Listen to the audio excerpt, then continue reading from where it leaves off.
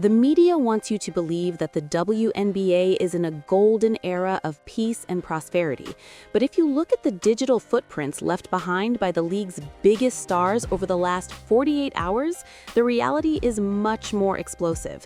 We are currently witnessing a Cold War that has officially turned hot.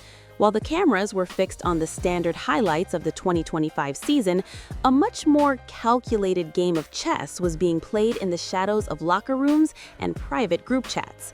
You saw the hard fouls and the technical fouls, but you didn't see the deleted tweets at 2 in the morning or the cryptic podcast clips that have veteran legends and rising superstars at each other's throats.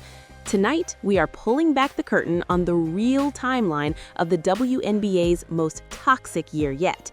We have the forensic evidence of the locker room fallout and the smoking gun receipts that prove this isn't just about basketball. This is about power, respect, and the millions of dollars currently tearing the sisterhood of the WNBA apart.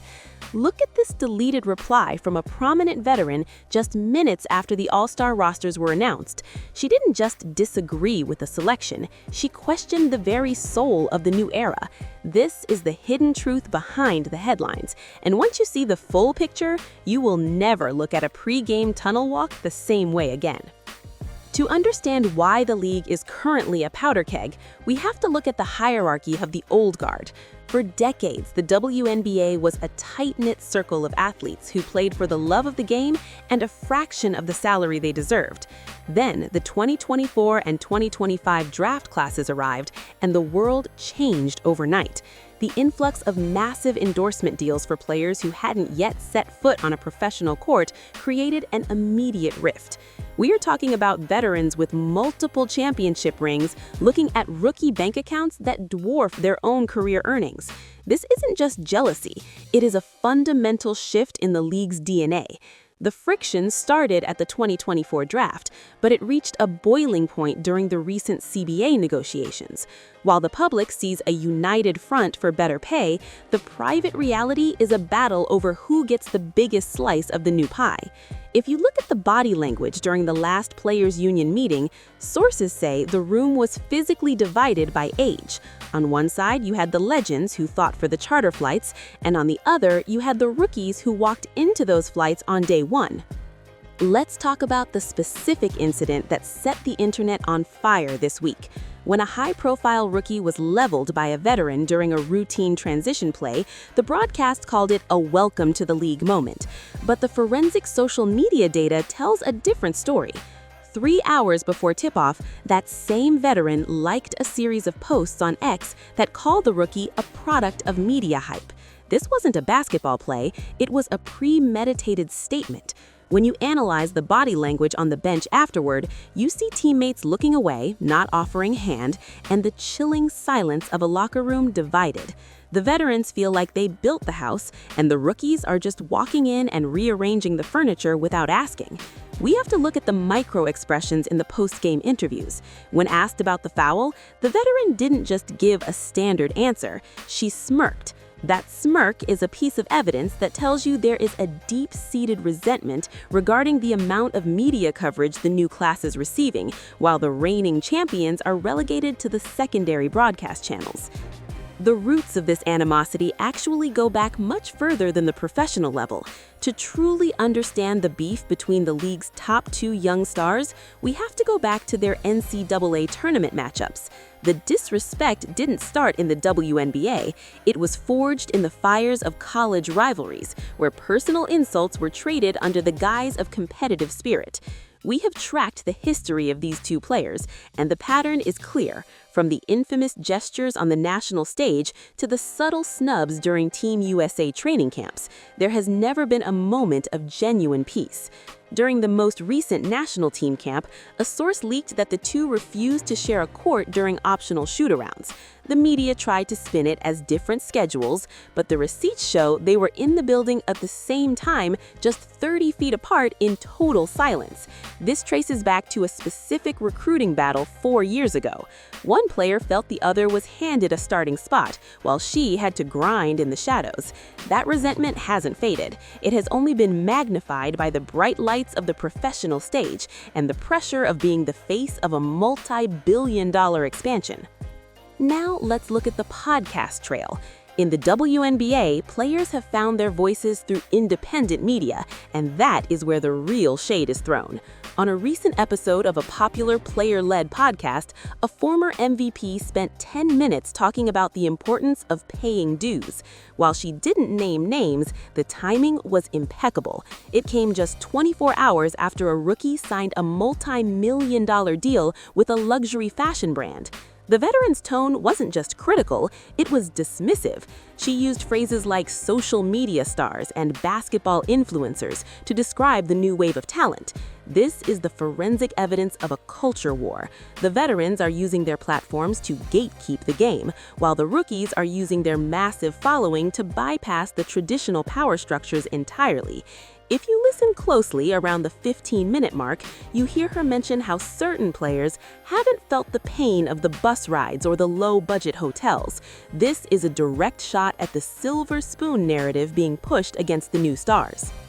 The most shocking development involves the locker room leak that surfaced regarding a mid-season trade request. According to internal sources, a star player didn't want out because of coaching or playing time. She wanted out because she was being iced out by her own teammates. Imagine being one of the best players in the world and your own point guard refuses to look you in the eye during a timeout. We analyzed the game film from 3 consecutive losses and found that the ball was intentionally being kept away from the star in clutch moments. This is professional sabotage. The motivation? A jersey retirement ceremony that felt more like a popularity contest than a merit-based honor. There is also the issue of the clique culture. In the WNBA, if you're not part of the inner circle of the top 3 veterans, you're essentially an outsider on your own roster. This trade request was a desperate attempt to escape a toxic environment where the chemistry was being poisoned by off-court jealousy regarding shoe deals and magazine covers. We also have to address the tunnel walk fashion statements. In the WNBA, the pre-game walk is the ultimate psychological warfare. Last week, a veteran arrived at the arena wearing a vintage jersey of the rookie's biggest college rival. It wasn't an accident. It was a calculated mental play designed to rattle the young star before the whistle even blew. When asked about it in the post-game presser, the veteran gave a sarcastic smile and said she just liked the colors. The digital forensics show she purchased that specific jersey 2 days after a heated exchange on the court. That is the level of detail we're dealing with in this soap opera. We are seeing players use their fashion choices as a silent language. Wearing a specific brand that just dropped a rival's contract or sporting a hat with a cryptic slogan is the new way of talking trash without saying a word to the media. The financial disparity is the final nail in the coffin of the old WNBA sisterhood. With the introduction of the unrivaled league and other off-season opportunities, the top 1% of the league is becoming incredibly wealthy, while the middle class of the WNBA is struggling to keep up. This has created a superstar versus role player dynamic that is more intense than anything we see in the NBA. On a leaked audio clip from a team meeting, you can hear a veteran yelling about how the stars need to remember who sets the screens that get them open. The resentment is palpable. It's not just about who gets the ball, it's about whose face is on the billboard outside the arena. The unrivaled league has also created a selection controversy. Only a handful of players were invited to participate in the inaugural season, and those who were left out feel like they were blackballed by the player owners. This has created a literal us versus them mentality that is playing out on the court every single night. To go even deeper, we have to look at the influence of agents and agencies in this drama. Many of the top veterans share the same representation, while the new rookies are signing with massive Hollywood agencies. This has created a turf war between management groups. Sources indicate that certain veterans were told by their agents to distance themselves from the new stars to protect their own brand value. This isn't just a player beef, it's a corporate war. When you see a veteran refuse to congratulate a rookie after a career high performance, you're not just seeing sports, you're seeing a strategic strategic brand move. The rookies are seen as threats to the legacy and the earning power of those who came before them. This is why we see the no new friends energy in the tunnel and during the All-Star Weekend festivities. Furthermore, the Team USA selection process for the recent international window has become a massive point of contention. Several veterans who have been staples of the national team were reportedly furious when they heard that certain rookies were being considered for the final roster spots over them. The internal emails that have been whispered about in league circles suggest that the veterans threatened to boycott the camp if the rookies were given preferential treatment based on their marketability rather than their stats. This led to a high-pressure environment where the rookies felt they had to overperform just to be tolerated by their elders. The resulting practices were described as some of the most physical and aggressive in the history of the program, with several unintentional elbows being thrown during non-contact drills. This is the smoking gun that proves the rivalry isn't just for the cameras, it's personal and it's deep. As we look toward the 2026 season and the expansion of the league, the tension is only going to increase. The old guard is fighting for their legacy, while the new wave is fighting for total dominance.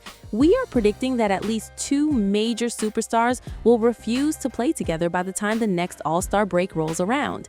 The receipts are all there if you know where to look. The deleted stories, the unlikes, the subtle head shakes on the bench. The WNBA is no longer just a sports league, it is the most compelling reality show on the planet, and the players are the directors.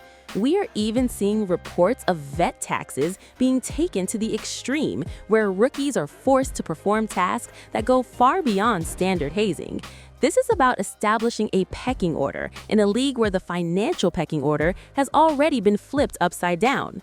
The mental health aspect of this drama cannot be ignored either. Several young players have hinted on their private social media accounts that the dream of the WNBA has turned into a nightmare of navigation. They expected to join a sisterhood, but instead, they found a battlefield. The pressure to stay relevant on social media while also performing at an elite level and managing the egos of legendary teammates is taking its toll. We analyzed a series of TikTok videos from a rookie where she used a trending audio about being exhausted by the fake love.